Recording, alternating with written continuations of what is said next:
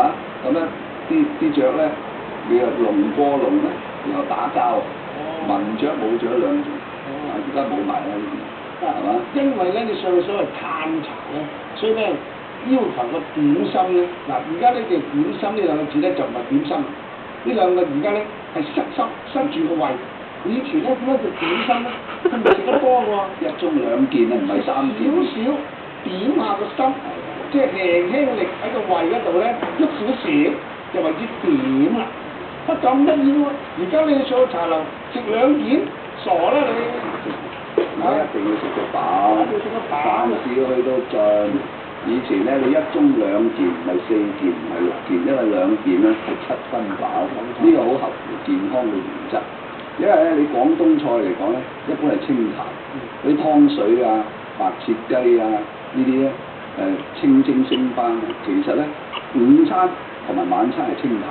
咁啊，全靠早餐你去飲茶咧，嗰啲就啖啖肉啊、蝦餃啊、燒賣嗰啲膽固醇又高啊呢啲，咁你又唔可以食咁多喎。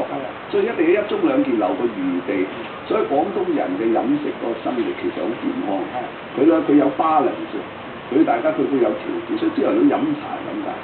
喂，而家唔係啊，唔興呢樣，樣樣都食自助餐要執到飽、執到滿、執到瀉、執到你執多半匙羹個肚都要爆喎嗰隻。嗱，仲有啊，廣東人飲茶都要講嗰個茶個香味。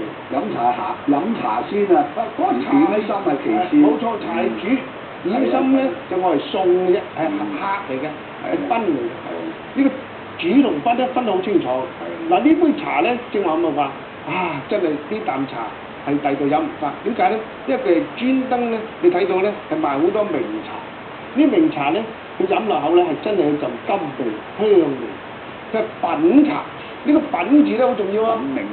品名啊，唔係話係啊，唔係話咧揸住咧牛照牡丹喎，咕嚕咁飲咗個，真係要嗲清楚啲茶嘅味嘅，喺裏邊揾到個玄妙之處。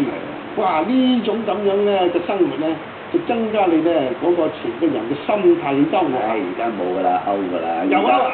而家啲人咧嗰條脷啲味覺生出嚟攞嚟品紅。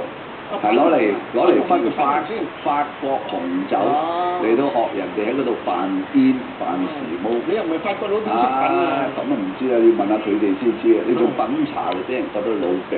有老餅，我次次話我老餅。翻馬再先嚇，今晚節目時間差唔多啦，聽晚10點半咧繼續。